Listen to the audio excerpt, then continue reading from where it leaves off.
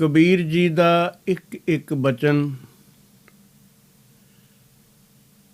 ਜ਼ਿੰਦਗੀ ਦੇ ਇਹਨਾਂ ਅਮੋਲਕ ਸਵਾਸਾਂ ਨੂੰ ਸੱਚਮੁੱਚ ਨਿਰਮੋਲਕ ਬਣਾਉਣ ਵਾਲਾ ਹੈ। ਕਿਉਂਕਿ ਗਿਣੇ ਮਿੱਥੇ ਹੋਏ ਇਸ ਸਮੇਂ ਵਿੱਚ ਜਿਸ ਨੂੰ ਅਸੀਂ ਜੀਵਨ ਆਖਦੇ ਹਾਂ, ਜੇ ਸਾਨੂੰ ਜ਼ਿੰਦਗੀ ਜਿਉਣ ਦੀ ਜਾਚ ਨਾ ਹੋਵੇ ਤਾਂ ਅਸੀਂ ਪਾਪਾਂ ਦੀ ਗਠੜੀ ਵੀ ਸਿਰ 'ਤੇ ਚੁੱਕ ਸਕਦੇ ਹਾਂ।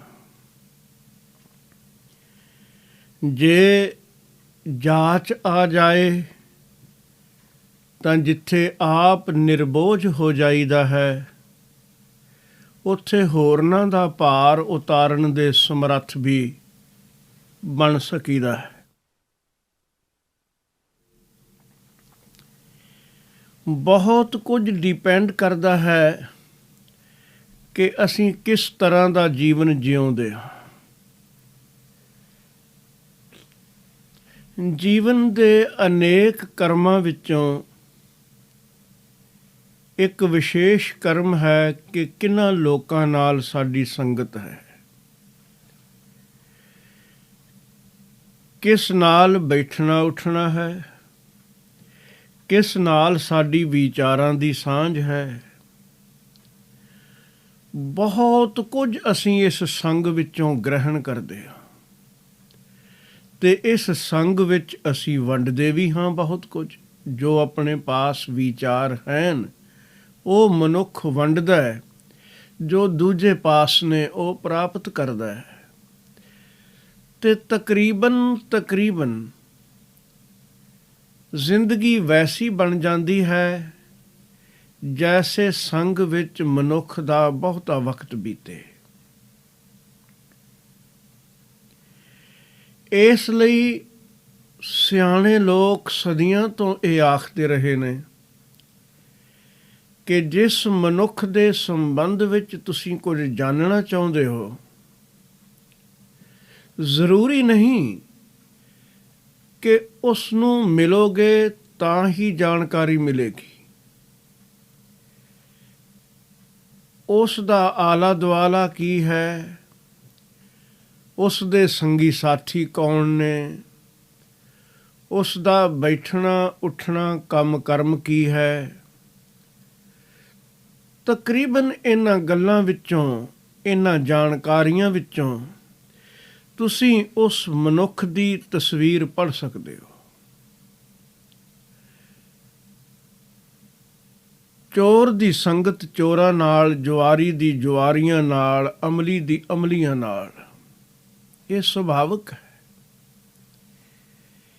ਜਿਸ ਦੇ ਅੰਦਰ ਖਿਆਲ ਉੱਠਿਆ ਹੈ ਕਿ ਇਹ ਗਿਣੇ ਮਿੱਥੇ ਜੀਵਨ ਦੇ ਦਿਹਾੜੇ ਬੇਕਾਰ ਨਾ ਚਲੇ ਜਾਣ, ਇਹਨਾਂ ਨੂੰ ਕਿਸੇ ਤਰ੍ਹਾਂ ਕਿਸੇ ਅਰਥ ਵਿੱਚ ਲਾਉਣਾ ਹੈ, ਉਸ ਆਦਮੀ ਦੀ ਇਹ ਸੋਚ ਬਣਦਿਆਂ ਹੀ ਸੰਗਤ ਵੀ ਬਦਲ ਜਾਏਗੀ। ਉਹ ਯਤਨ ਕਰੇਗਾ ਕਿ ਐਸੇ ਪੁਰਸ਼ਾਂ ਦੇ ਸੰਗ ਬੈਠਾਂ ਜਿੱਥੋਂ ਚੰਗਾ ਰੰਗ ਲੱਗੇ, ਚੰਗੀ ਸਿੱਖਿਆ ਮਿਲੇ। ਫਿਰ ਉਹ ਚੰਗੀਆਂ ਪੁਸਤਕਾਂ ਪੜ੍ਹੇਗਾ, ਚੰਗੇ ਮਨੁੱਖਾਂ ਦੇ ਸੰਗ ਬੈਠੇਗਾ, ਚੰਗਿਆਈ ਗ੍ਰਹਿਣ ਕਰੇਗਾ। ਜਿਸ ਮਨੁੱਖ ਨੇ ਕਿਤਾਬਾਂ ਵੀ ਵਿਕਾਰਾਂ ਨਾਲ ਪ੍ਰੇਰਿਤ ਕਰਨ ਵਾਲੀਆਂ ਪੜ੍ਹਨੀਆਂ ਹਨ, ਐਸੇ ਬਕਵਾਸ ਲਿਟਰੇਚਰ ਦੀ ਵੀ ਕੋਈ ਕਮੀ ਨਹੀਂ ਸੰਸਾਰ ਵਿੱਚ। ਸੰਗ ਵੀ ਬੁਰੇ ਲੋਕਾਂ ਦਾ ਕਰਨਾ ਹੈ। ਉਹ ਆਪ ਇੱਕ ਦਿਨ ਕੂੜਿਆਰ ਬੁਰਿਆਰ ਬਣ ਜਾਏ ਤਾਂ ਇਸ ਵਿੱਚ ਕੋਈ ਹੈਰਾਨੀ ਦੀ ਗੱਲ ਨਹੀਂ। ਕਬੀਰ ਜੀ ਦੇ ਇੱਕ ਇੱਕ ਬਚਨ ਨੇ ਸਾਨੂੰ ਸਾਵਧਾਨ ਕੀਤਾ ਹੈ ਕਿ ਇਸ ਗਿਣੇ ਮਿੱਥੇ ਸਮੇਂ ਨੂੰ ਅਸੀਂ ਬੇਅਰਥ ਨਾ ਗਵਾ ਲਈਏ, ਸਫਲ ਬਣਾ ਸਕੀਏ। ਸਾਧੂ ਸੰਗ ਲਈ ਕਬੀਰ ਸਾਹਿਬ ਪ੍ਰੇਰਨਾ ਕਰਦੇ ਹਨ। ਪਰ ਆਮ ਮਨੁੱਖ ਆਖੇਗਾ ਸਾਧ ਸੰਗਤ ਤਾਂ ਅਸੀਂ ਵੀ ਕਰਦੇ ਹਾਂ। ਬੜੇ ਸਾਧ ਨੇ ਦੁਨੀਆ ਵਿੱਚ, ਅਸੀਂ ਸਾਧ ਸੰਗੀ ਹਾਂ। ਲੇਕਿਨ ਨਾ ਸਾਨੂੰ ਪਤਾ ਹੈ ਕਿ ਸਾਧ ਕਿਸ ਤਰ੍ਹਾਂ ਦਾ ਹੁੰਦਾ ਹੈ। ਅਸੀਂ ਭੇਖ ਨੂੰ ਮੰਨ ਕੇ ਪਾਖੰਡੀਆਂ ਦੀ ਪੂਜਾ ਵੀ ਕਰਨ ਲੱਗ ਪੈਂਦੇ ਹਾਂ। ਭੇਡ ਚਾਲ ਦੇ ਪਿੱਛੇ ਲੱਗ ਕੇ ਵੀ ਦੌੜ ਪਈਦਾ ਹੈ ਕਿ ਬਹੁਤੇ ਲੋਕ ਇੱਧਰ ਜਾ ਰਹੇ ਨੇ, ਸ਼ਾਇਦ ਇਹ ਵੱਡਾ ਮਹਾਤਮਾ ਹੈ। ਲੋਕਾਂ ਨੂੰ ਸਮਝ ਹੀ ਕਿੰਨੀ ਕੁ ਹੈ। ਵਹੀਰਾਂ ਦੀਆਂ ਵਹੀਰਾਂ ਕੱਤ ਕੇ ਗੁਰੂ ਸੰਗਤ ਕਰਨ ਵਾਸਤੇ ਹੀ ਕਰੋ। ਅਨੇਕਾਂ ਨਗਰਾਂ ਤੇ ਅਨੇਕਾਂ ਇਲਾਕਿਆਂ ਦੀ ਸੰਗਤ ਆਈ। ਖਬਰ ਸਭ ਨੂੰ ਮਿਲ ਚੁੱਕੀ ਸੀ ਕਿ ਬਾਲਾ ਪ੍ਰੀਤਮ ਨੇ, ਸ੍ਰੀ ਗੁਰੂ ਹਰਕ੍ਰਿਸ਼ਨ ਸਾਹਿਬ ਜੀ ਨੇ ਦਿੱਲੀ ਤੋਂ ਇੱਕ ਐਲਾਨ ਕਰ ਦਿੱਤਾ ਹੈ ਕਿ ਬਾਬਾ ਬਕਾਲੇ ਆਉਣ ਵਾਲੀਆਂ ਸੰਗਤਾਂ ਦੀ ਕੋਈ ਕਮੀ ਨਹੀਂ ਸੀ। ਬਕਾਲੇ ਵੱਲ ਨੂੰ ਹਰ ਪਾਸਿਓਂ ਆਉਣ ਵਾਲੇ ਰਸਤੇ ਭਰੇ ਹੋਏ ਸਨ ਤੇ ਗੁਰੂ ਵੀ ਇੱਕ ਨਹੀਂ 22 ਬੈਠੇ ਸਨ ਬਣ ਕੇ। ਜਿਹੜਾ ਜਿਸ ਨੂੰ ਮੱਥਾ ਟੇਕ ਕੇ ਚਲਾ ਗਿਆ, ਭੇਟ ਚੜਾ ਕੇ ਵਾਪਸ ਪਰਤ ਗਿਆ। ਜਿਵੇਂ ਮਸੰਦਾਂ ਪ੍ਰੇਰਿਆ, ਸਭ ਨੇ ਤਾਰੀਫ ਉਸੇ ਦੀ ਕੀਤੀ, ਮੇਰੇ ਵਾਲਾ ਅਸਲੀ ਗੁਰੂ ਹੈ। ਮਨੁੱਖ ਦਾ ਇੱਕ ਹੰਕਾਰ ਹੈ, ਉਹ ਕਦੀ ਵੀ ਇਹ ਮੰਨਣ ਨੂੰ ਤਿਆਰ ਨਹੀਂ ਕਿ ਮੈਂ ਵੀ ਗਲਤ ਹੋ ਸਕਦਾ। ਇਸ ਵਿੱਚ ਸੱਚੇ ਗੁਰੂ ਦੀ ਗੱਲ ਨਹੀਂ, ਮੈਂ ਸੱਚਾ ਹਾਂ ਇਹ ਸਾਬਤ ਕਰਨ ਲਈ ਝੂਠੇ ਗੁਰੂਆਂ ਨੂੰ ਸੱਚੇ ਗੁਰੂ ਆਖਦੇ ਰਹੇ। ਜਿੱਥੇ ਮੈਂ ਜਾ ਕੇ ਆਇਆ ਉਹੀ ਅਸਲੀ ਹੈ, ਦੂਜਿਆਂ ਨੂੰ ਆਖਣ ਤੂੰ ਭਟਕ ਗਿਆ।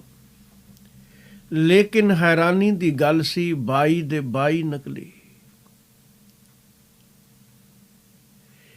ਇਹ ਘਟਨਾ ਸਾਨੂੰ ਬੜਾ ਵੱਡਾ ਸਬਕ ਦਿੰਦੀ ਹੈ। ਦੁਕਾਨਾਂ ਸਜਾ ਕੇ ਬੈਠਣ ਵਾਲੇ ਕਿਧਰੇ ਲੁਟੇਰੇ ਤਾਂ ਨਹੀਂ, ਪਾਖੰਡ ਪ੍ਰਪੰਚ ਦਾ ਬੋਲ ਬਾਲਾ ਤਾਂ ਨਹੀਂ।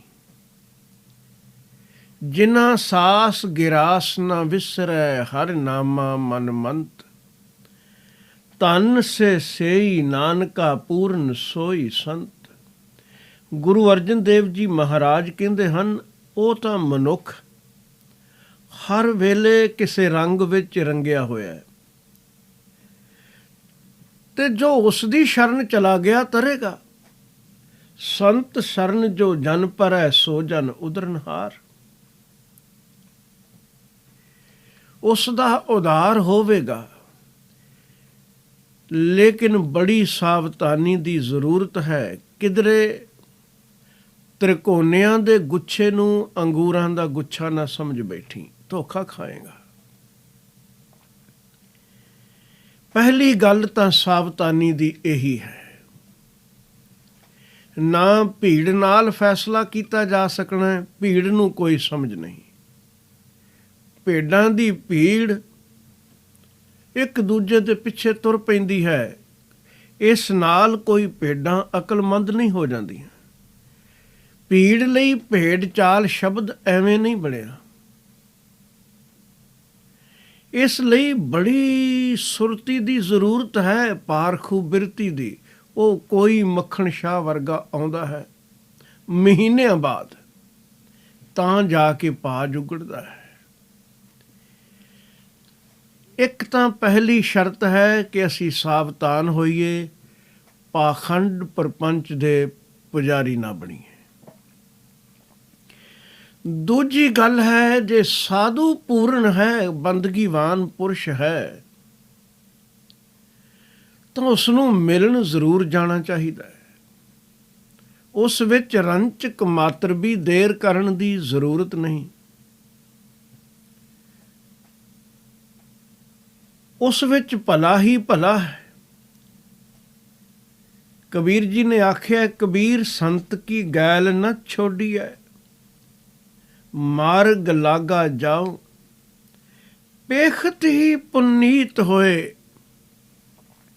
ਦਰਸ਼ਨ ਕਰਦਿਆਂ ਹੀ ਰੰਗ ਚੜ੍ਹਨਾ ਸ਼ੁਰੂ ਹੋ ਜਾਏਗਾ। ਪੇਖਤ ਹੀ ਪੁਨੀਤ ਹੋਏ, ਭੇਟਤ ਜਪੀਐ ਨਾਉ, ਤੇ ਉਸ ਦੇ ਸੰਗ ਵਿੱਚ ਸਿਮਰਨ ਦਾ ਰੰਗ ਲੱਗਣਾ ਹੈ।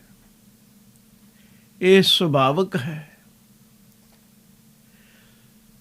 ਸਾਧੂ ਪੂਰਨ ਹੋਵੇ, ਦੇਰ ਨਾ ਕਰੀ, ਜ਼ਰੂਰ ਦਰਸ਼ਨ ਲਈ ਜਾ, ਮਿਲ। ਪਰ ਕੀ ਜਾਂਦਿਆਂ ਰੰਗ ਚੜ੍ਹਨਾ ਸ਼ੁਰੂ ਹੁੰਦਾ ਹੈ।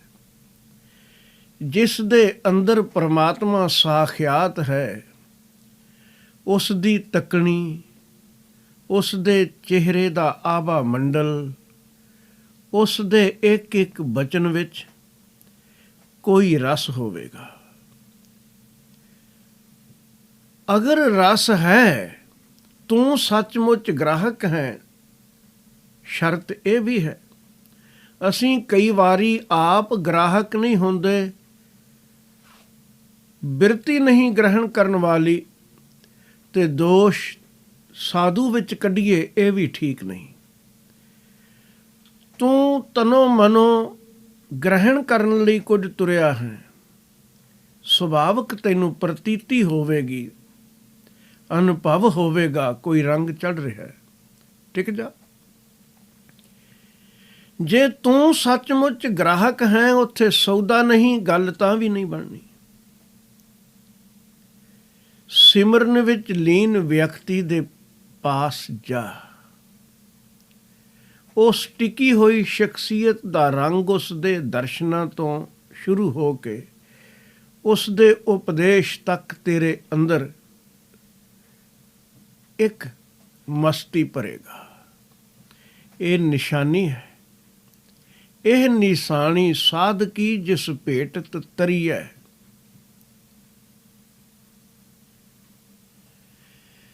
ਇਹ ਸੁਭਾਵਿਕ ਨਤੀਜਾ ਹੈ। ਉੱਥੋਂ ਰੰਗ ਲੱਗ ਜਾਏਗਾ। ਐਸੇ ਸਾਧੂ ਦੀ ਸੰਗਤ ਲਈ ਜਾਣ ਵੇਲੇ ਸਾਵਧਾਨੀਆਂ ਦੀ ਜ਼ਰੂਰਤ ਵੀ ਹੈ। ਕਿਸੇ ਦੂਜੇ ਨੂੰ ਉਡੀਕਦਿਆਂ ਹੀ ਦੇਰ ਕਰ ਲਵੇਂ ਕਿ ਫਿਰ ਚੱਲਾਂਗੇ, ਇੱਥੇ ਰੋਕਣ ਵਾਲੇ ਬਹੁਤ ਨੇ, ਰਸਤੇ 'ਤੇ ਤੁਰਨ ਵਾਲਾ ਵਿਰਲਾ ਹੈ। ਤੁਸੀਂ ਦੇਖਦੇ ਹੋ ਕਈ ਦਫਾ ਐਸਾ ਹੁੰਦਾ ਹੈ,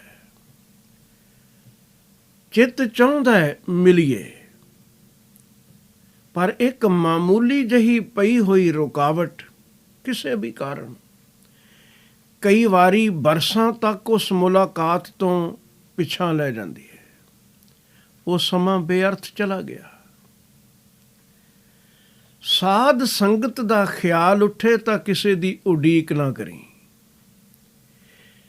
ਕਬੀਰ ਜੀ ਦੇ ਇਹ ਬਚਨ ਦੋਹਾਂ ਪੱਖਾਂ ਤੋਂ ਬਹੁਤ ਵਿਚਾਰਨ ਵਾਲੇ ਨੇ।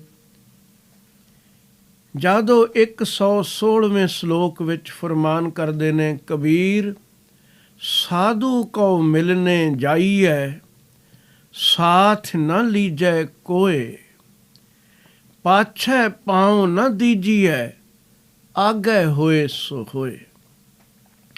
ਇੱਕ ਤਾਂ ਸੰਸਾਰਕ ਪੱਧਰ ਤੋਂ ਕਬੀਰ ਸਾਹਿਬ ਸਾਵਧਾਨ ਕਰਦੇ ਨੇ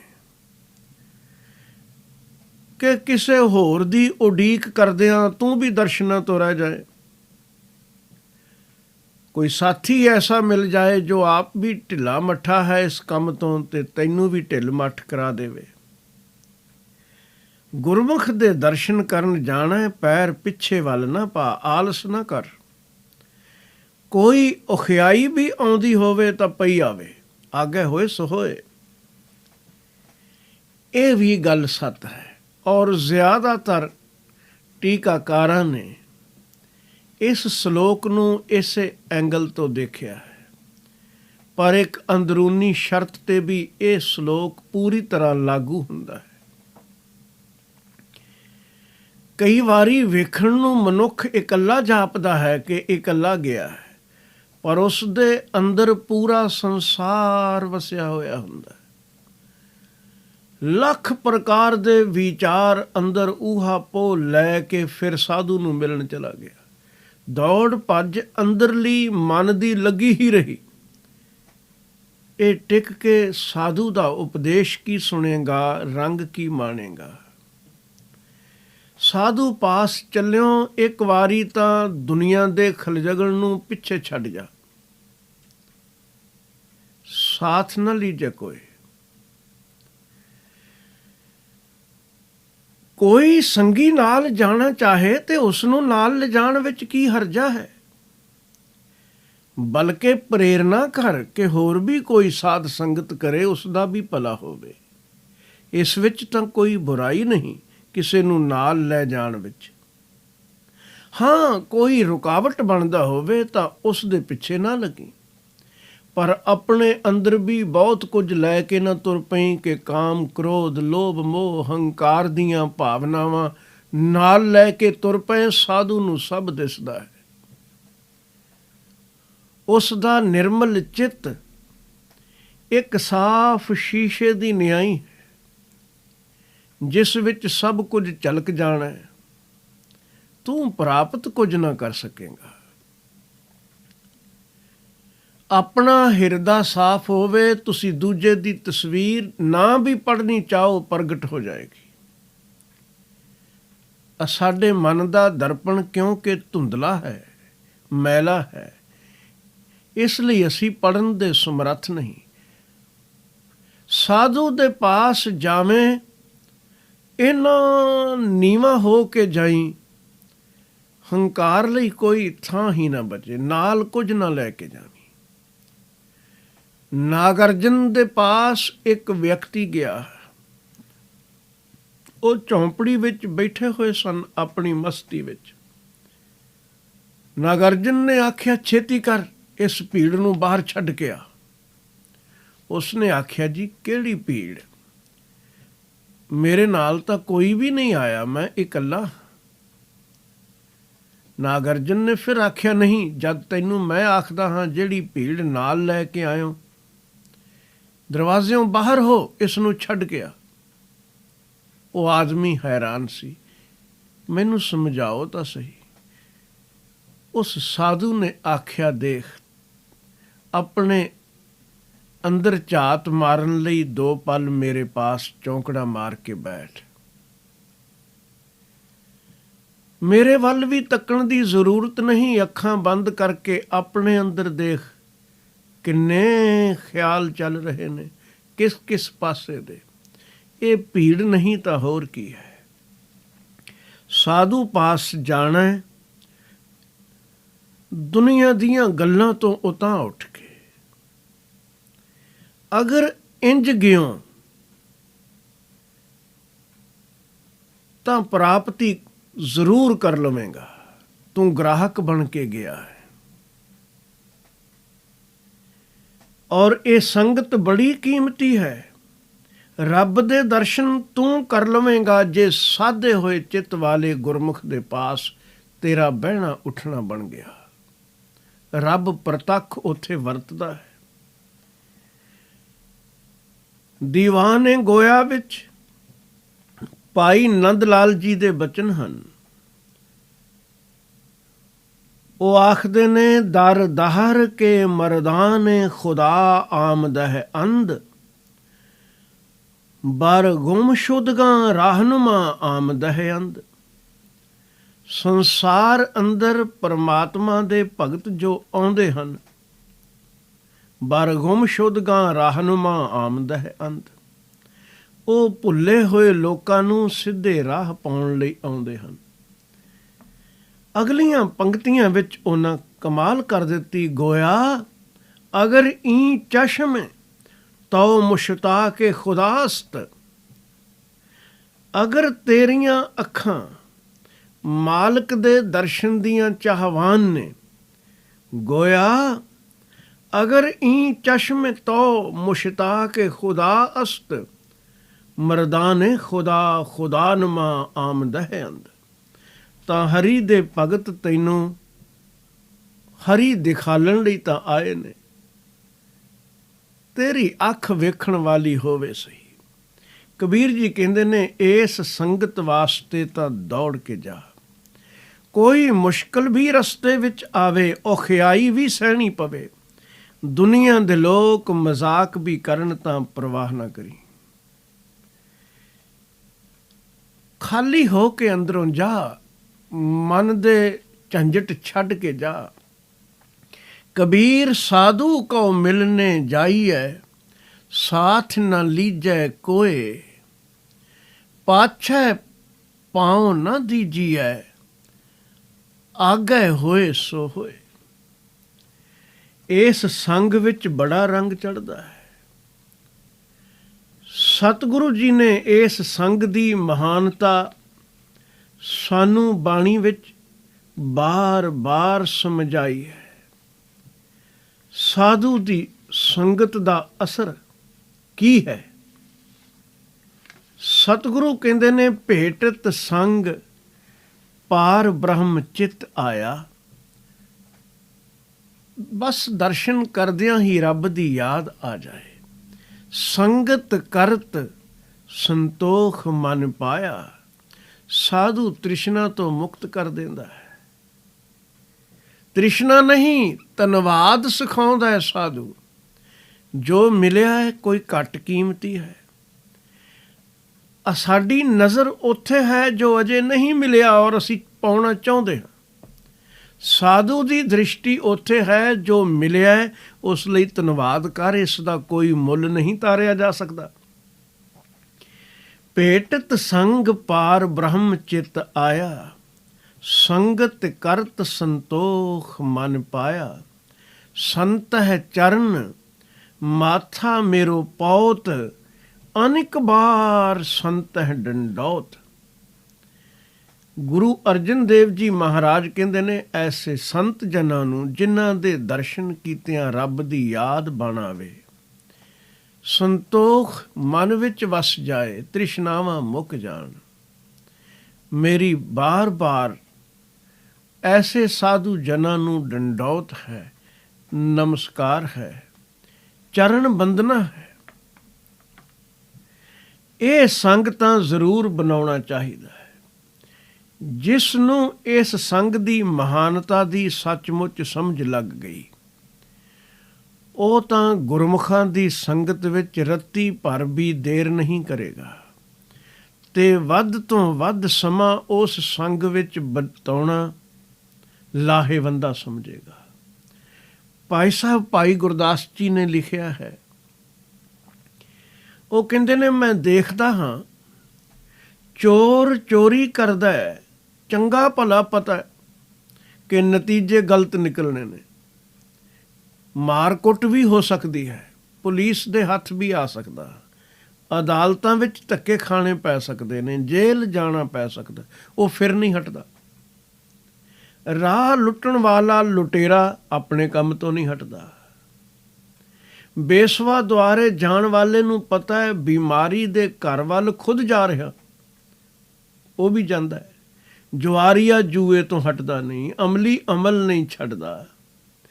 ਲੱਖ ਉਪਦੇਸ਼ ਦਿੰਦੇ ਰਹੋ। ਜੇ ਇਹ ਨੀਚਤਾ ਦੇ ਕਰਮ ਨਹੀਂ ਛੱਡਦੇ ਤੇ ਭੋਲਿਆ ਤੂੰ ਸਾਧ ਸੰਗਤ ਕਿਉਂ ਛੱਡਣਾ? ਜਿਹੜਾ ਨੇਕ ਕਰਮ ਹੈ, ਜਿਸ ਦੇ ਫਾਇਦੇ ਹੀ ਫਾਇਦੇ ਨੇ। ਬੁਰੇ ਕੰਮ ਕਰਨ ਵਾਲੇ ਆਪਣੀਆਂ ਸੰਗਤਾਂ ਛੱਡਣ ਲਈ ਤਿਆਰ ਨਹੀਂ। ਕੁਸੰਗਤਾਂ, ਤੈਨੂੰ ਚੰਗੀ ਸੰਗਤ ਮਿਲੇ ਔਰ ਤੂੰ ਆਲਸ ਕਰ ਜਾਏ, ਇਹ ਤਾਂ ਕੋਈ ਕਾਬਲੀਅਤ ਦੀ ਗੱਲ ਨਾ ਹੋਈ। ਭਾਈ ਸਾਹਿਬ ਕਹਿੰਦੇ ਨੇ ਮਾਰਬੇ ਕੋ ਤਰਾਸ ਦੇਖ, ਚੋਰ ਨਾ ਤਜਤ ਚੋਰੀ। ਬਟਵਾਰਾ ਬਟਵਾਰੀ ਸੰਗ ਹੈ ਤਖਤ ਹੈ, ਬੇਸਵਾ ਰਤ ਬ੍ਰਿਥਾ ਭੈ ਮਨ ਮੈਂ ਨਾ ਸ਼ੰਕਾ ਮਾਨੈ। ਪਤਾ ਹੈ ਬਿਮਾਰੀ ਦੇ ਘਰ ਵੱਲ ਜਾ ਰਿਹਾ, ਫਿਰ ਨਹੀਂ ਹਟਦਾ। ਬੇਸਵਾ ਰਤ ਬ੍ਰਿਥਾ ਭੈ, मन में न शंका मन, जुआरी न ਸਰਬਸ ਹਾਰੇ ਸਹਿ ਥੱਕਤ ਹੈ। ਜੁਆਰੀਆਂ ਦਾ ਹਾਲ ਦੇਖ ਲਓ, ਸਭ ਕੁਝ ਹਾਰ ਕੇ ਵੀ ਹਟਦੇ ਨਹੀਂ। ਜੋ ਵੀ ਮਿਲ ਜਾਏ ਮੰਗ ਕੇ ਚੁਰਾ ਕੇ ਵੀ ਦਾਅ ਤੇ ਲਾ ਦੇਣਾ। ਆਮ ਜੁਆਰੀ ਤਾਂ ਛੱਡੋ, ਪਾਂਡਵਾਂ ਕੌਰਵਾਂ ਦੀ ਹਾਲਤ ਦੇਖ ਲਓ। 5 ਪਤੀ ਇੱਕ ਔਰਤੋਂ ਵੀ ਦਾਅ ਤੇ, ਰਾਜ ਭਾਗ ਤਾਂ ਇੱਕ ਪਾਸੇ ਰਹਿ ਗਿਆ। ਜੁਆਰੀਆਂ ਦਾ ਇਹ ਹਾਲ ਹੈ। ਜੁਆਰੀ ਨਾ ਸਰਬਸ ਹਾਰੇ ਸਹਿ ਥੱਕਤ ਹੈ, ਅਮਲੀ ਨਾ ਅਮਲ ਤਜਤ ਜਿਉਂ ਤਿਕਾਰ ਕੀਏ। ਲਾਹਣਤਾਂ ਵੀ ਪੈਂਦੀਆਂ ਨੇ, ਅਮਲ ਫਿਰ ਨਹੀਂ ਛੱਡਦਾ। ਦੋਖ ਦੁੱਖ ਲੋਗ ਵੇਦ ਸੁਨਤ ਛਕਤ ਹੈ। ਧਰਮ ਗ੍ਰੰਥਾਂ ਵਿੱਚੋਂ ਵੀ ਪ੍ਰੇਰਨਾ ਸੁਣਦਾ ਹੈ, ਸਿਆਣੇ ਲੋਕ ਵੀ ਸਮਝਾਉਂਦੇ ਨੇ, ਇਹ ਫਿਰ ਅਮਲੀ ਅਮਲ ਖਾਈ ਜਾਂਦਾ ਹੈ। ਆਦਮ ਅਸਾਧ ਸੰਗ ਛਾੜਤ ਨ ਅੰਗੀਕਾਰ, ਗੁਰਸਿੱਖ ਸਾਧ ਸੰਗ ਛਾੜ ਕਿਉਂ ਸਕਤ ਹੈ।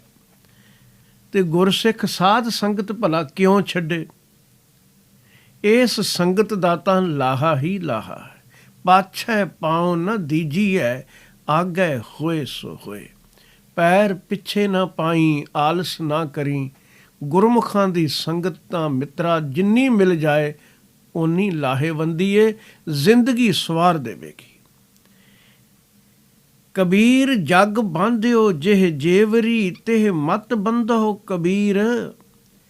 ਜਹ ਹੈ ਆਟਾ ਲੋਨ ਜਿਉ ਸੋਨ ਸਮਾਨ ਸਰੀਰ। ਦੇਖ ਦੁਨੀਆ ਦੀ ਹਾਲਤ ਕੀ ਹੈ। ਇਹ ਸਤ ਸੰਗਤ ਤੋਂ ਆਲਸ ਕਿਉਂ ਕਰਦੇ ਨੇ। ਇਹ ਧਰਮ ਦੇ ਰਾਹ ਤੋਂ ਖੁੰਝ ਕਿਉਂ ਬੈਠੇ ਨੇ। ਮਾਇਆ ਦੇ ਮੋਹ ਦੀ ਰੱਸੀ ਨਾਲ ਜਗਤ ਦੇ ਜੀਵ ਬੱਝੇ ਪਏ ਨੇ। ਸਾਫ਼ ਦਿਖਾਈ ਦਿੰਦਾ ਹੈ।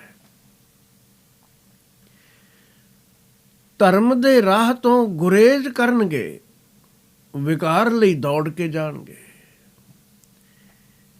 ਮਾਇਆ ਮੋਹ ਇੰਨਾ ਵਧੇਰੇ ਹੈ ਕਿ ਜਿਸ ਮਾਲਕ ਨੇ ਮਾਇਆ ਦਿੱਤੀ ਉਸ ਦੇ ਰਾਹ ਤੇ ਲਾਉਣ ਤੋਂ ਹਮੇਸ਼ਾ ਸੰਕੋਚ।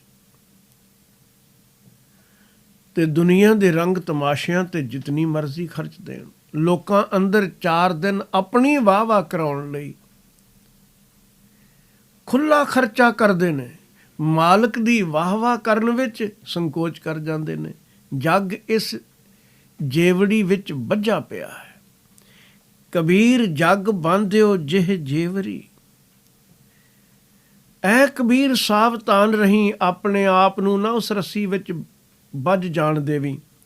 ਤੇ ਮਤ ਬੰਧੋ ਕਬੀਰ। ਜੇ ਉਸ ਰੱਸੀ ਵਿੱਚ ਬੱਝ ਗਿਓ ਤੇ ਨਤੀਜਾ ਪਤਾ ਕੀ ਹੋਣਾ ਹੈ। ਇੰਨੀ ਗੱਲ ਤਾਂ ਤੂੰ ਲੱਖ ਵਾਰੀ ਸੁਣੀ ਮਹਾਂਪੁਰਸ਼ਾਂ ਦੀ, ਗੁਰੂ ਸਾਹਿਬਾਨਾਂ ਦੀ, ਭਗਤ ਜਨਾਂ ਦੀ, ਕਿ ਇਹ ਮਨੁੱਖਾ ਜਨਮ ਬੜਾ ਅਮੋਲਕ ਹੈ, ਹੀਰਿਆਂ ਤੋਂ ਵੀ ਕੀਮਤੀ ਹੈ। ਪਰ ਜੇ ਸੰਸਾਰ ਦੀ ਮੋਹ ਮਾਇਆ ਦੀ ਰੱਸੀ ਵਿੱਚ ਬੱਝ ਗਿਓ ਤੇ ਬੀਤਣਾ ਪਤਾ ਕਿਵੇਂ ਹੈ। ਜਹ ਹੈ ਆਟਾ ਲੋਨ ਜਿਉ। ਸੋਨੇ ਵਰਗਾ ਕੀਮਤੀ, ਸੋਨ ਸਮਾਨ ਸਰੀਰ। ਸੋਨੇ ਵਾਂਗੂ ਕੀਮਤੀ, ਜਿਵੇਂ ਧਾਤੂਆਂ ਚੋਂ ਸੋਨਾ, ਇਉਂ ਜੂਨੀਆਂ ਵਿੱਚੋਂ ਇਨਸਾਨੀ ਜਾਮਾ। ਸੋਨ ਸਮਾਨ ਸਰੀਰ ਤਾਂ ਜਾਏਗਾ ਕਿਵੇਂ। ਲੂਣ ਆਟੇ ਦੇ ਭਾਅ, ਲੂਣ ਆਟੇ ਵਾਂਗੂ ਸਸਤੇ ਭਾਅ। ਅਮੋਲਕ ਵਸਤੂ ਨੂੰ ਸਸਤੇ ਭਾਅ ਗਵਾ ਲੈਣਾ ਤਾਂ ਕੋਈ ਅਕਲਮੰਦੀ ਨਹੀਂ, ਬੇਵਕੂਫੀ ਹੈ। ਜਹ ਹੈ ਆਟਾ ਲੋਨ ਜਿਉ। ਸਸਤੀਆਂ ਚੀਜ਼ਾਂ ਵਾਂਗੂ ਵਿਕ ਜਾਏਗਾ ਇਹ ਸੋਨੇ ਵਰਗਾ ਜੀਵਨ। ਜਹ ਹੈ ਆਟਾ ਲੋਨ ਜਿਉ, ਜਿਵੇਂ ਲੂਣ ਆਟਾ ਵਿਕਦਾ ਹੈ। ਸੋਨ ਸਮਾਨ ਸਰੀਰ। ਸੋਨੇ ਵਰਗਾ ਇਹ ਸਰੀਰ ਸਸਤੇ ਭਾਅ ਨਾ ਗਵਾ ਬੈਠੀ। ਸਮਾਂ ਮੁੱਕ ਜਾਣਾ। ਇਸ ਸਰੀਰ ਦਾ ਵੀ ਇੱਕ ਸਮਾਂ ਮਿਥਿਆ ਹੋਇਆ ਹੈ। ਮੌਤ ਆਏਗੀ, ਕਹਾਣੀ ਖਤਮ ਹੋ ਜਾਏਗੀ। ਲੇਕਿਨ ਜੇ ਮੋਹ ਮਾਇਆ ਦੀ ਰੱਸੀ ਵਿੱਚ ਉਲਝਿਆ ਰਿਹਾ ਤਾਂ ਤੇਰੀ ਹਾਲਤ ਬੜੀ ਤਰਸਯੋਗ ਹੋਵੇਗੀ। ਕਬੀਰ ਜੀ 118ਵੇਂ ਸ਼ਲੋਕ ਵਿੱਚ ਉਸ ਦਾ ਜ਼ਿਕਰ ਕਰਦੇ ਨੇ ਕਬੀਰ ਹੰਸ ਉੱਡਿਓ ਤਨ ਗਾਡਿਓ ਸੋ ਜਾਈ ਸੈਨਾ। ਅਜਹੂ ਜੀਓ ਨ ਛੋਡਈ ਰੰਕਾਈ ਨੈਣਾ।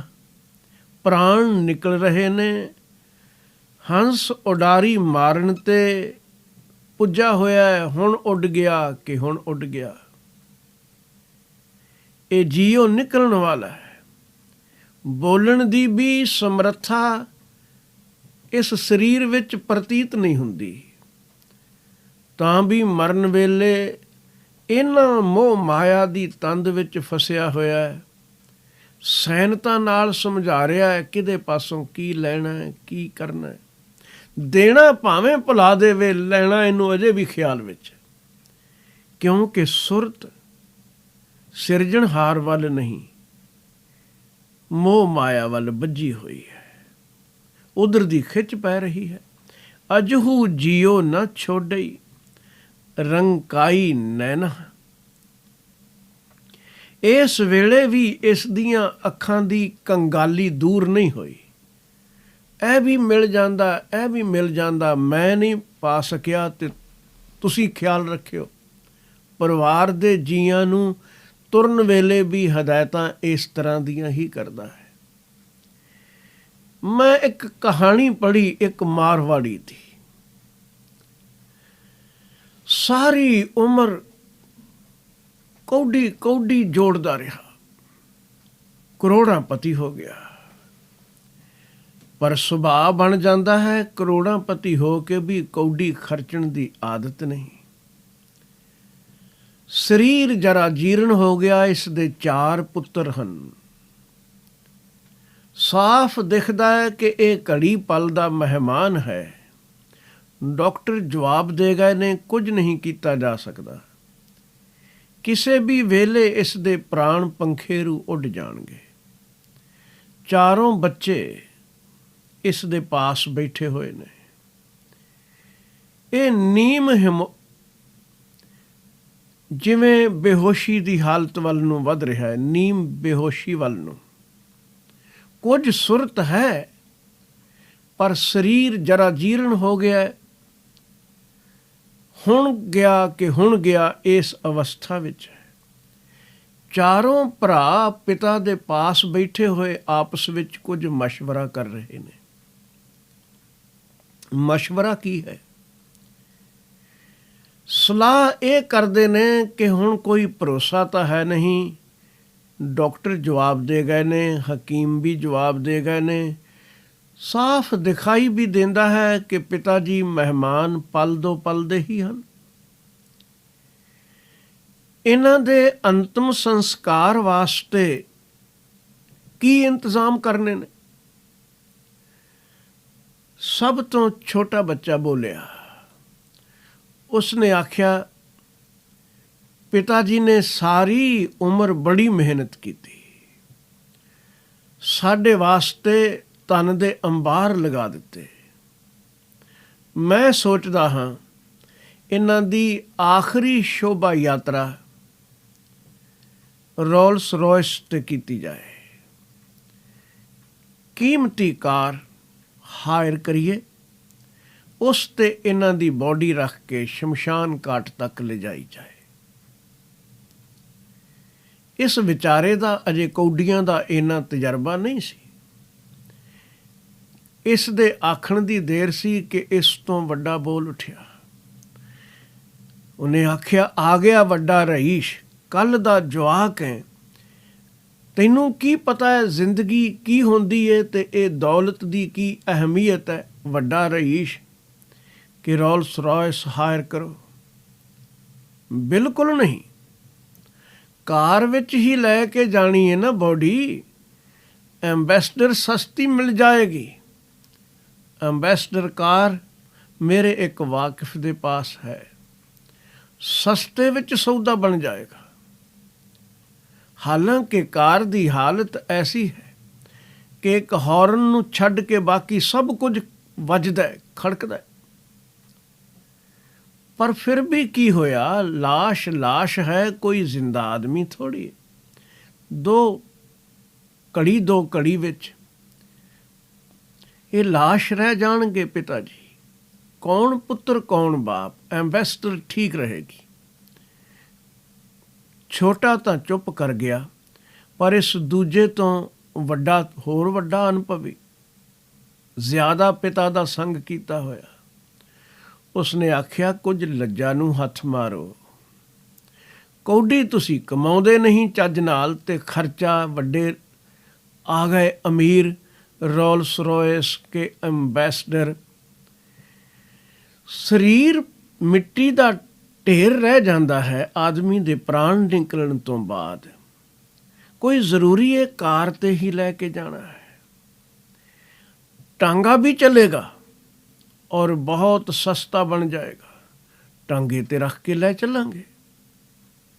ਤਦੋਂ ਨੂੰ ਸਭ ਤੋਂ ਵੱਡਾ ਬੋਲ ਪਿਆ। ਉਸਨੇ ਆਖਿਆ, ਜ਼ਬਾਨ ਬੰਦ ਕਰੋ। ਕੋਈ ਅਕਲ ਦੀ ਗੱਲ ਤੁਹਾਨੂੰ ਤਿੰਨਾਂ ਨੂੰ ਹੀ ਆਉਂਦੀ ਨਹੀਂ। ਰੋਲਸ ਰॉयਸ, ਐਂਬੈਸਡਰ, ਟਾਂਗਾ, ਪੈਸੇ ਤਾਂ ਉਸਦੇ ਵੀ ਦੇਣੇ ਹੀ ਪੈਣਗੇ। ਟਾਂਗਾ ਕੋਈ ਮੁਫਤ ਵਿੱਚ ਥੋੜ੍ਹੀ ਜਾਏਗਾ। ਚੌਹਾਂ ਦੀਆਂ ਗੱਲਾਂ ਇਹ ਮਰਦਾ ਹੋਇਆ ਬਾਪ ਮਾਰਵਾੜੀ ਸੁਣ ਰਿਹਾ ਹੈ। ਇੱਕਦਮ ਬੋਲਿਆ, ਬਾ ਮੁਸ਼ਕਿਲ ਬੋਲ ਹੋਇਆ, ਪਰ ਬੋਲਿਆ ਗੁੱਸੇ ਵਿੱਚ। ਉਹ ਵੱਡੇ ਰਹੀਸ਼ੋ, ਪਹਿਲਾਂ ਇਹ ਦੱਸੋ ਦੁਕਾਨ ਤੇ ਕੌਣ ਹੈ? ਚਾਰੇ ਇੱਥੇ ਮੇਰੇ ਪਾਸ ਬੈਠ ਗਏ ਹੋ ਘਰ ਵਿੱਚ, ਕੋਈ ਕਮਾਈ ਵੀ ਕਰੋਗੇ ਕਿ ਨਹੀਂ?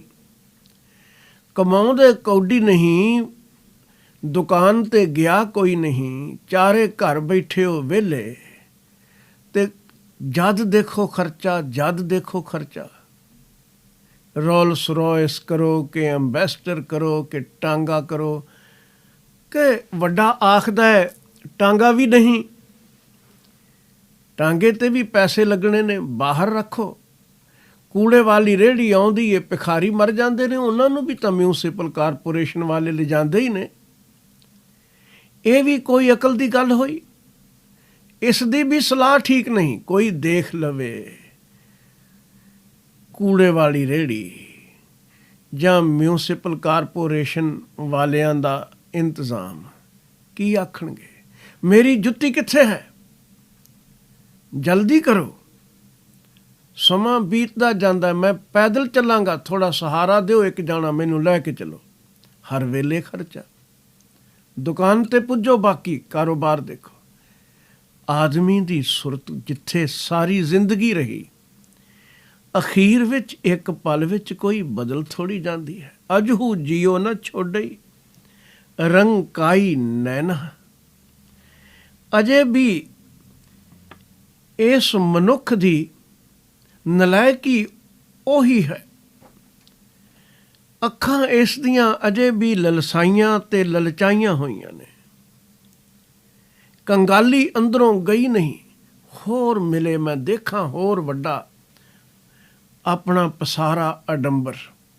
ਕਬੀਰ ਜੀ ਕਹਿੰਦੇ ਨੇ, ਹੰਸ ਉਡਾਰੀ ਮਾਰ ਰਿਹਾ ਹੈ, ਸਰੀਰ ਮਿੱਟੀ ਦੀ ਢੇਰੀ ਬਣਦਾ ਜਾ ਰਿਹਾ ਹੈ, ਗੱਡਿਆ ਜਾਣ ਵਾਲਾ ਹੈ, ਵਿਛੋੜਾ ਪੈ ਚੱਲਿਆ ਸਰੀਰ ਤੇ ਜਿੰਦ ਦਾ, ਪਰ ਇਹ ਸੈਨਤਾਂ ਨਾਲ ਵੀ ਮਾਇਆ ਦੀਆਂ ਗੱਲਾਂ ਹੀ ਕਰਦਾ ਹੈ। ਅਜੇ ਵੀ ਅੱਖਾਂ ਦੀ ਕੰਗਾਲੀ ਇਸ ਦੀ ਦੂਰ ਨਹੀਂ ਹੋਈ। ਇਹਨਾਂ ਨੇਤਰਾਂ ਨਾਲ ਕੋਈ ਲਾਹੇਵੰਦਾ ਕੰਮ ਕਰ। ਕਬੀਰ ਨੈਣ ਨਿਹਾਰੋਂ ਤੁਝ ਕੋ ਸ਼ਰਵਨ ਸੁਨੋ ਤੋ ਨਾਉ, ਬੈਨ ਉਚਰੋ ਤੋ ਨਾਮ ਜੀ ਚਰਨ ਕਮਲ ਰਿਦ ਠਾਉ। ਕਬੀਰ ਜੀ ਕਹਿੰਦੇ ਹਨ, ਸੰਸਾਰ ਤਾਂ ਬੇਸ਼ੱਕ ਬੱਝਾ ਪਿਆ ਹੈ ਮੋਹ ਮਾਇਆ ਵਿੱਚ, ਤੇ ਅੱਖਾਂ ਦੀ ਕੰਗਾਲੀ ਜਾਂਦੀ ਨਹੀਂ, ਪਰ ਅਰਦਾਸ ਕਰੀਏ ਉਸ ਮਾਲਕ ਦੇ ਦਰ ਤੋਂ ਕਿ ਇਸ ਮੋਹ ਮਾਇਆ ਦੀ ਰੱਸੀ ਤੋਂ ਅਸੀਂ ਬਚ ਜਾਈਏ। ਮੈਂ ਆਪਣੀਆਂ ਅੱਖਾਂ ਨਾਲ, ਹੇ ਪ੍ਰਭੂ, ਤੇਰੇ ਦੀਦਾਰ ਕਰਦਾ ਰਹਾ। ਤੇਰੀ ਜੋਤ ਦੀ ਭੁੱਖ ਤਾਂ ਜਾਗੇ, ਪਰ ਦੁਨੀਆ ਦੇ ਪਦਾਰਥਾਂ ਦੀ ਕੰਗਾਲੀ ਮਨ ਵਿੱਚ ਨਾ ਆਵੇ। ਤੇਰੇ ਦੀਦਾਰ ਕਰਾਂ, ਤੂੰ ਵਿਆਪਕ ਹੈ, ਤੇਰਾ ਹੀ ਨਾਮ ਆਪਣੇ ਕੰਨਾਂ ਨਾਲ ਸੁਣਦਾ ਰਹਾ। ਇਹ ਇੰਦਰੇ ਸਫਲ ਹੋ ਜਾਣ, ਕਿਸੇ ਅਰਥ ਲੱਗ ਜਾਣ। ਇਸ ਰਸਨਾ ਨਾਲ ਐ ਮਾਲਕ ਤੇਰੇ ਨਾਮ ਦਾ ਰਸ ਮੈਂ ਮਾਣਾ। कबीर नैन निहारों तुझको, श्रवण सुनो तो नाओ, बैन उचरो तो नाम जी। हे प्रभु जीओ, इस ਜ਼ਬਾਨ ਨਾਲ ਮੈਂ ਤੁਹਾਡਾ ਨਾਮ ਉਚਾਰਾਂ, ਤੁਹਾਡੇ ਗੁਣ ਗਾਵਾਂ, ਚਰਨ ਕਮਲ ਰਿਦ ਠਾਉ। ਤੇ ਮੇਰੇ ਹਿਰਦੇ ਦੇ ਅੰਦਰ ਆਪ ਜੀ ਦੇ ਸੋਹਣੇ ਚਰਨ ਵਸ ਜਾਣ, ਹਿਰਦੇ ਵਿੱਚ ਥਾਂ ਬਣੀ ਰਹੇ ਆਪ ਦੇ ਚਰਨਾਂ ਵਾਸਤੇ। ਹਿਰਦੇ ਵਿੱਚ ਬਣ ਗਈ ਇੰਦਰੇ, ਸਵਰ ਹੀ ਜਾਣਗੇ। ਕਬੀਰ ਸੁਰਗ ਨਰਕ ਤੇ ਮੈਂ ਰਹਿਓ, ਸਤਿਗੁਰ ਕੇ ਪ੍ਰਸਾਦ, ਚਰਨ ਕਮਲ ਕੀ ਮੌਜ ਮਹਿ, ਰਹੋ ਅੰਤ ਅਰ ਆਦ। ਕਬੀਰ ਸਾਹਿਬ ਕਹਿੰਦੇ ਹਨ ਕਿ ਦੁਨੀਆ ਦੀ ਦੌੜ ਮੈਂ ਜਦ ਦੇਖਦਾ ਹਾਂ, ਕਿਸੇ ਦੇ ਅੰਦਰ ਨਰਕ ਦਾ ਡਰ ਹੈ, ਉਹ ਤਾਂ ਦੌੜਿਆ ਫਿਰਦਾ, ਕੁਝ ਕਰ ਲਵਾਂ, ਨਰਕ ਤੋਂ ਬਚ ਜਾਵਾਂ। ਨਰਕ ਦਾ ਡਰ ਦਿੱਤਾ ਜਾਂਦਾ ਹੈ, ਕਿਧਰੇ ਸਵਰਗ ਦੇ ਲਾਲਚ ਦਿੱਤੇ ਜਾਂਦੇ ਨੇ। ਹਾਲਾਂਕਿ ਈਮਾਨਦਾਰੀ ਨਾਲ ਅੱਡ ਅੱਡ ਮੌਸਮਾਂ ਵਿੱਚ ਰਹਿਣ ਵਾਲੀਆਂ ਕੌਮਾਂ ਦੇ ਨਰਕ ਸਵਰਗ ਪੜ੍ਹੋ ਤਾਂ ਹੈਰਾਨੀ ਹੁੰਦੀ ਹੈ। ਇੱਕ ਮੌਸਮ ਵਿੱਚ ਰਹਿਣ ਵਾਲਿਆਂ ਦਾ ਜੋ ਨਰਕ ਹੈ, ਉਹ ਦੂਜਿਆਂ ਦਾ ਸਵਰਗ ਹੈ। ਗਰਮ ਮੁਲਕਾਂ ਵਿੱਚ ਗਰਮੀ ਹੱਥੋਂ ਤੰਗ ਲੋਕ ਜਦ ਨਰਕ ਦਾ ਨਕਸ਼ਾ ਖਿੱਚਦੇ ਨੇ, ਉਹ ਆਖਦੇ ਨੇ ਅੱਗ ਬਲਦੀ ਹੈ, ਤੇਲ ਦੇ ਕੜਾਹੇ ਤਪਦੇ ਨੇ ਕਿ ਗਰਮੀ ਹੀ ਗਰਮੀ ਹੈ, ਇਹ ਅੱਗ ਬੁਝਦੀ ਹੀ ਨਹੀਂ। ਸਵਰਗ ਵਿੱਚ ਸੀਤਲ ਠੰਡੀਆਂ ਹਵਾਵਾਂ ਨੇ। ਇਸ ਤਰ੍ਹਾਂ ਦਾ ਦ੍ਰਿਸ਼, ਜਿਹੜੇ ਠੰਡ ਹੱਥੋਂ ਤੰਗ ਨੇ, ਤਿੱਬਤ ਦੇ ਲਾਮਿਆਂ ਦੇ ਖਿਆਲ ਸੁਣੋ, ਉਹ ਆਖਦੇ ਨੇ ਨਰਕ ਵਿੱਚ ਬੜੀ ਠੰਡ ਹੈ, ਕਿਉਂਕਿ ਉਹਨਾਂ ਨੇ ਠੰਡ ਦਾ ਦੁੱਖ ਭੋਗਿਆ। ਅਜੀਬੋ ਗਰੀਬ ਲੋਕਾਂ ਦੇ ਖਿਆਲ ਨੇ, ਪਰ ਇਹ ਨਰਕ ਤੇ ਸਵਰਗ ਅਸੀਂ ਆਪਣੇ ਅੰਦਰ ਖੁਦ ਪੈਦਾ ਕਰਨੇ ਆ। ਇਸ ਜ਼ਿੰਦਗੀ ਨੂੰ ਵੀ ਕੋਈ ਇੰਜ ਬਿਤਾ ਸਕਦਾ ਹੈ ਕਿ ਉਹ ਨਿਰੀ ਨਰਕ ਹੋਵੇ। ਸਭ ਕੁਝ ਹੁੰਦਿਆਂ ਵੀ ਇਹ ਤਪਦਾ ਜਲਦਾ ਹਿਰਦਾ ਰਹਿ ਸਕਦਾ ਹੈ। ਔਰ ਇਸ ਜ਼ਿੰਦਗੀ ਨੂੰ ਕੋਈ ਰੰਗ ਵਿੱਚ ਰੰਗ ਕੇ ਇੰਜ ਵੀ ਬਿਤਾ ਸਕਦਾ ਹੈ ਕਿ ਇਸ ਦੇ ਸਾਹਮਣੇ ਸਵਰਗ ਵੀ ਫਿੱਕੇ ਪੈ ਜਾਣ। ਕਬੀਰ ਸਾਹਿਬ ਉਸ ਅਵਸਥਾ ਦੀ ਚਰਚਾ ਕਰ ਰਹੇ ਨੇ ਕਿ ਸੁਰਗ ਨਰਕ ਤੋਂ ਮੈਂ ਬਚ ਗਿਆ, ਨਾ ਮੇਰੇ ਅੰਦਰ ਨਰਕ ਦਾ ਕੋਈ ਭਉ ਹੈ, ਨਾ ਸੁਰਗ ਦੀ ਲਾਲਸਾ ਹੈ। ਕਬੀਰ ਸੁਰਗ ਨਰਕ ਤੇ ਮੈਂ ਰਹਿਓ, ਸਤਿਗੁਰ ਕੇ ਪ੍ਰਸਾਦ। ਗੁਰੂ ਦੀ ਕਿਰਪਾ ਨਾਲ ਇਹ ਘਟਨਾ ਵਰਤੀ ਹੈ ਕਿ ਚਰਨ ਕਮਲ ਕੀ ਮੌਜ ਮਹਿ ਰਹੋ ਅੰਤ ਅਰ ਆਦ। ਹਰ ਵੇਲੇ ਮੇਰੇ ਅੰਦਰ ਪਰਮਾਤਮਾ ਦੇ ਚਰਨਾਂ ਦਾ ਹੁਲਾਰਾ ਬਣਿਆ ਹੋਇਆ ਹੈ, ਮੌਜ ਬਣੀ ਹੋਈ ਹੈ। ਜਿਨ੍ਹਾਂ ਨੇ ਚਰਨ ਕਮਲਾਂ ਦੀ ਮੌਜ ਮਾਣੀ, ਉਹਨਾਂ ਨੇ ਸਵਰਗ ਵੀ ਠੁਕਰਾ ਦਿੱਤੇ। ਸਵਰਗ ਤਾਂ ਇੱਕ ਪਾਸੇ, ਬਾਣੀ ਅੰਦਰ ਤਾਂ ਬਚਨ ਇੰਜ ਵੀ ਆਇਆ ਹੈ, ਕਈ ਬੈਕੁੰਠ, ਇੱਕ ਸਵਰਗ ਦੀ ਗੱਲ ਨਹੀਂ, ਕਈ ਬੈਕੁੰਠ ਨਾਹੀਂ ਲਵੈ ਲਾਗੈ, ਮੁਕਤ ਬਪੜੀ ਭੀ ਗਿਆਨੀ ਤਿਆਗੈ। ਗਿਆਨਵਾਨ ਪੁਰਸ਼ ਤਾਂ ਮੁਕਤੀ ਨੂੰ ਵੀ ਠੋਕਰ ਮਾਰ ਦਿੰਦਾ। ਮਾਲਕ ਦੇ ਚਰਨਾਂ ਨਾਲ ਸੁਰਤ ਜੁੜ ਗਈ, ਹੋਰ ਖਿਆਲ ਹੀ ਗਏ। ਇਸ ਰਸ ਵਿੱਚ ਭਿੱਜ ਕੇ ਹੋਰ ਫੁਰਨਾ ਹੀ ਨਹੀਂ। ਚਰਨ ਕਮਲ ਕੀ ਮੌਜ ਮਹਿ ਰਹੋ ਅੰਤ ਅਰ ਆਦ। ਆਰੰਭ ਤੋਂ ਅਖੀਰ ਤੱਕ ਸਦਾ ਹੀ ਇਸ ਮੌਜ ਦਾ ਜ਼ਿਕਰ ਪੰਚਮ ਪਾਤਸ਼ਾਹ ਜੀ ਨੇ ਵੀ ਕੀਤਾ। ਆਖਣ ਲੱਗੇ ਮਾਈ ਚਰਨ ਗੁਰ ਮੀਠੇ। ਮੈਂ ਗੁਰੂ ਚਰਨਾਂ ਨਾਲ ਜੁੜਿਆ। ਗੁਰੂ ਤੇ ਪਰਮੇਸ਼ਰ ਵਿੱਚ ਕੋਈ ਅੰਤਰ ਨਹੀਂ। ਇਹ ਚਰਨ ਕਮਲਾਂ ਦੀ ਮੌਜ ਕੈਸੀ, ਮਿਠਾਸਾਂ ਹੀ ਮਿਠਾਸਾਂ।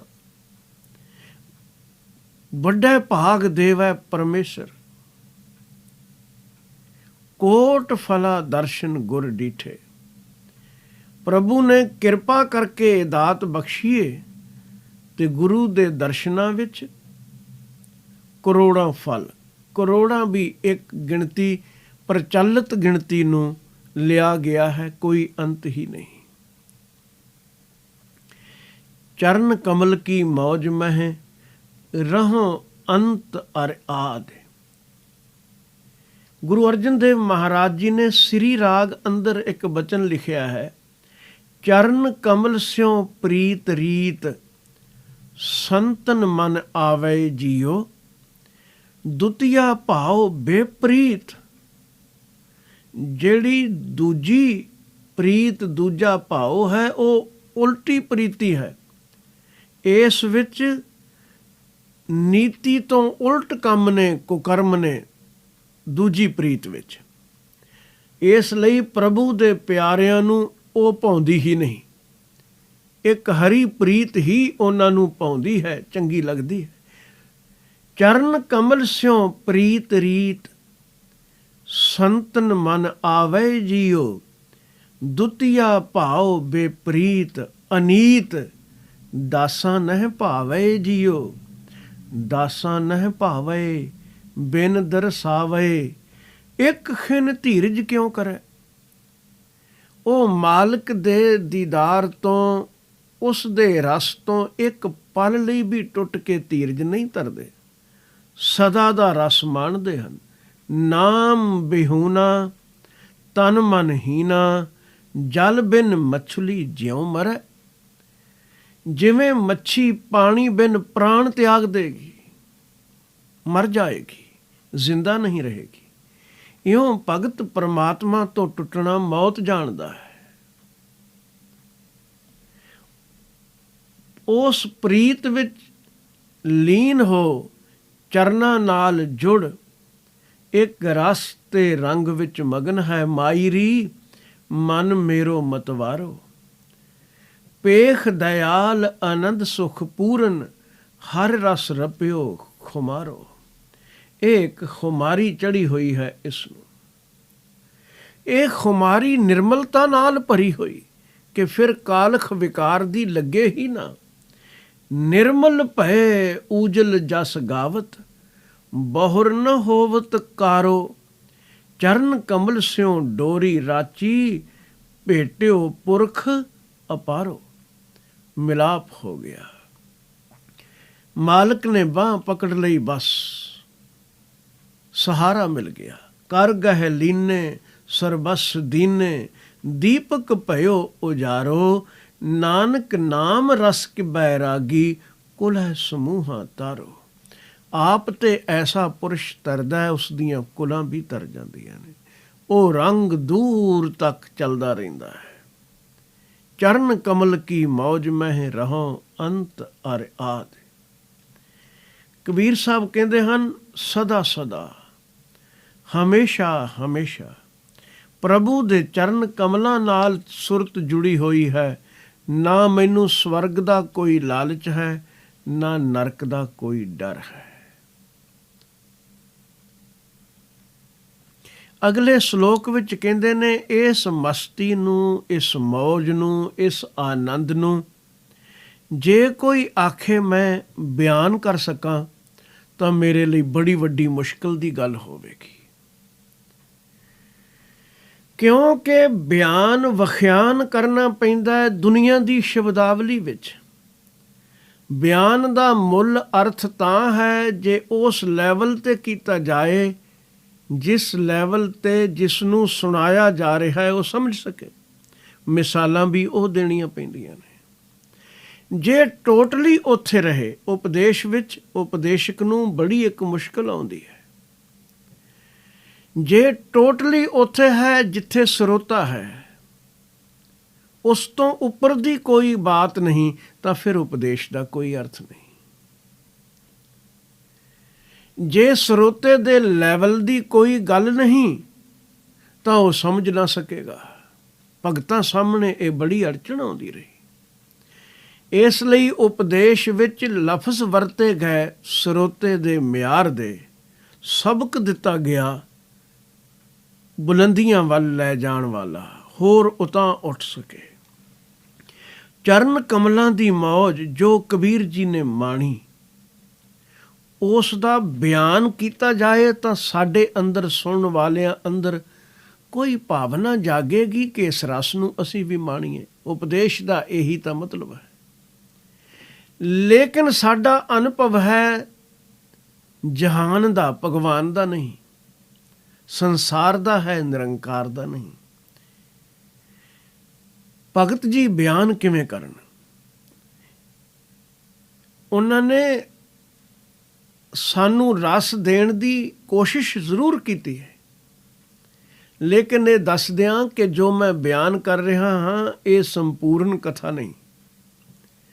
ਕਬੀਰ ਚਰਨ ਕਮਲ ਕੀ ਮੌਜ ਕੋ ਕਹਿ ਕੈਸੇ ਉਨਮਾਨ। ਮੈਂ ਕਿਵੇਂ ਤੋਲ ਅੰਦਾਜ਼ਾ ਦੱਸਾਂ ਕਿ ਕੀਮਤ ਬਿਆਨ ਕਰਾਂ ਉਸ ਅਵਸਥਾ ਦੀ, ਉਸ ਸਟੇਜ ਦਾ ਵਖਿਆਨ ਕਰ ਸਕਾਂ।